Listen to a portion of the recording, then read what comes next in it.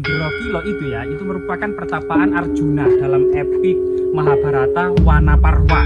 Ketika Arjuna tidak tega, harus berperang melawan kakeknya, harus berperang melawan gurunya. Suasana juga selalu berkabut kawan-kawan di sini. Sering sekali berkabut. Di relief gajah kawan-kawan. Jadi ini ya, bentuknya seperti gajah, sangat terlihat jelas kawan-kawan bahwa ini peninggalan sejarah Nusantara kita. Jadi ini benar-benar peradaban zaman dulu.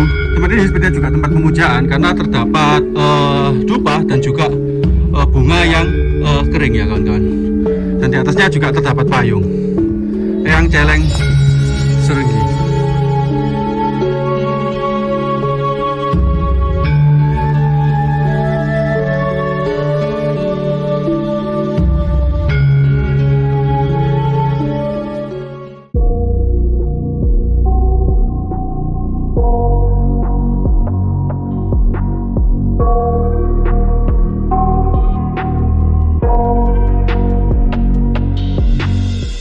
Oke, assalamualaikum warahmatullahi wabarakatuh. Rahayu, salam budaya, salam Nusantara, salam sehat jiwa dan raga. Masih dalam episode perjalanan ke Indrakila. Jadi perlu diketahui Indrakila ini mempunyai ketinggian 1413 mdpl ya. Jadi pertapaan Indrakila Begawan Ciptoning 1413 mdpl ya. Jadi ketinggiannya di atas permukaan laut ya. Jadi makanya tempat ini lumayan cukup sejuk dan dingin dan juga berkabut ya. Oke, sebelum saya melangkah ke atas untuk melihat ada apa aja di sana, ada baiknya kalian tekan tombol subscribe, like serta lonceng terlebih dahulu agar saya tetap bersemangat untuk mengeksplor tempat-tempat bersejarah lainnya. 1, 2, 3. Sudah. Yuk, langsung aja kita let's go. Pertapaan Indrakila atau pertapaan Indrakila itu ya, itu merupakan pertapaan Arjuna dalam epik Mahabharata Wanaparwa. Arjuna ketika bertapa sendiri itu dikenal dengan Begawan Ciptaning atau Begawan Ciptoning ya.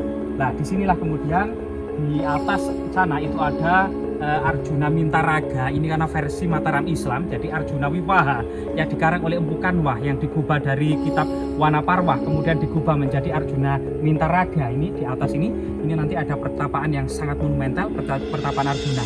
Bahkan konon cerita tutur masyarakat ini ya, 2 kali Bung Karno bertapa di lokasi ini. Mari kita menyusuri.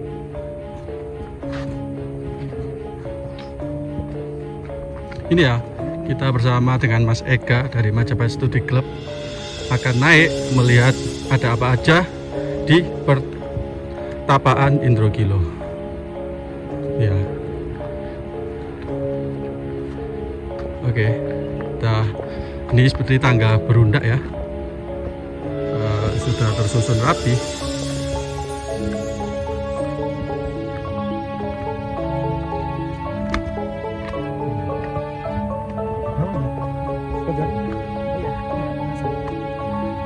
Jadi latar belakang Arjuna bertapa itu memang adalah untuk menghadapi keponakannya ya, atau menghadapi saudara sepupunya, yaitu para Kurawa.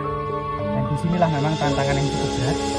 Para Pandawa ini harus berhadapan dengan kakeknya Maharsi Bhisma, harus berhadapan dengan gurunya sendiri yaitu Maharsi Drona. Dan ini merupakan tantangan perasaan yang sangat luar biasa sekali. Namun berbagai macam perasaan duniawi ini akan kemudian dinetralisir oleh Krishna ya. Krishna kemudian ketika Arjuna tidak tega, harus berperang melawan kakeknya, harus berperang melawan gurunya dan saudara-saudara sepupunya ini. Kemudian Prabu Krishna membuat sebuah uraian yang sangat menarik yang dikenal dengan Begawan Gita atau Bhagavad Gita atau nyanyian Krishna. Inilah yang kemudian menyadarkan Krishna agar kemudian menjadi sosok pahlawan dalam perang Bharatayuddha. Jadi ini ya, di sini saya juga menemukan beberapa pondok. Nah, ini pondok Ringgit ya. Jadi tempat-tempat pondok seperti ini digunakan untuk para peziarah untuk menginap ya, sehingga sampai beberapa hari di sini dengan berbagai macam tujuan. Nah, ini di atas juga itu masih ada pondok lagi ya. Jadi ini kita akan naik tangga dan suasana juga selalu berkabut kawan-kawan di sini. Sering sekali berkabut. Ya ini saya mau terus naik melihat ada apa aja di pertapaan Indrogilo ini. Ini ya, ini juga ini Pondok Salam ya. Jadi ini tetap digunakan untuk para peziarah untuk menginap ya. Dan di sini saya juga menemukan beberapa relief ya, ini ya kawan-kawan. Nah ini seperti relief gajah kawan-kawan. Jadi ini ya bentuknya seperti gajah, tapi ini tangannya ada tangannya kan. Nah ini ya sangat terlihat jelas bentuk reliefnya. Ini ya, itu juga batu di depan juga sepertinya berbentuk relief. Tapi saya akan melewati pintu masuknya ya. Karena di sini ada semacam candi yang cukup besar sebagai pintu masuk. Nah ini kawan-kawan. Nah ini ya sangat terlihat jelas kawan-kawan bahwa ini peninggalan sejarah Nusantara kita. Jadi dulunya Nusantara kita atau bangsa Indonesia ini mempunyai peradaban yang sangat tinggi kawan-kawan. Nah ini ya, saya ingin tahu ini namanya ini ya Eyang Mundisari. Jadi ini ya, nah ini juga ada tulisan Eyang Mundisari. Nah, ini ya strukturnya seperti candi yang kecil-kecil ya. Nah ini kawan-kawan, ini sekitar ada 1, 2, 3, 4, 5 ya. Nah ini yang di tengah ini mungkin pusatnya ya. Jadi ini kawan-kawan. Oh sorry, ini juga ada lagi yang sebelah sini.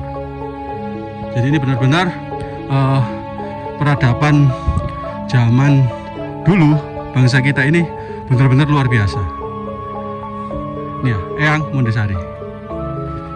Dan ini juga merupakan pintu masuk atau tangga yang akan menuju ke situs berikutnya.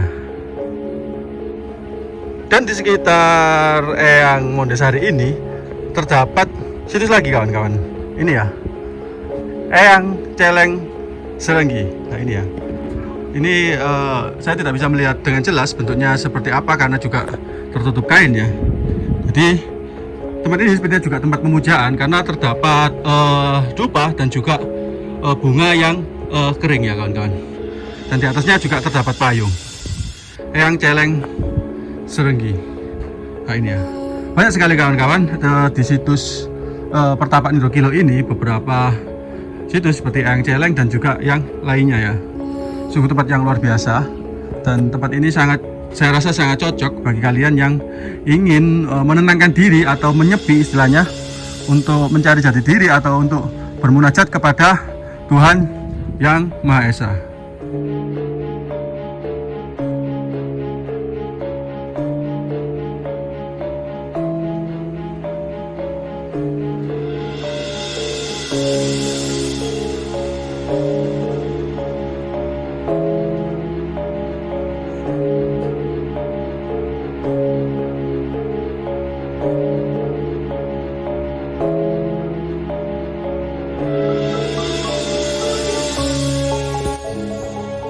Oke ya, sekian episode perjalanan Laskar Satmata ke Indrogilo. Tapi episode kita atau perjalanan kita belum selesai kawan-kawan. Akan ada perjalanan-perjalanan lagi di Indrogilo ini, karena masih banyak situs-situs yang akan kita kunjungi di Indrogilo ini. Ini kita masih di Eyang Celeng Serenggi ya. Jadi jika kalian ingin tahu ada apa aja di video-video berikutnya, tetap ikuti terus channelnya Laskar Satmata. Oke, terima kasih sudah menonton video ini. Jangan lupa like, comment, serta subscribe agar saya tetap bersemangat untuk menjelajah tempat-tempat bersejarah lainnya. Terima kasih. Assalamualaikum warahmatullahi wabarakatuh.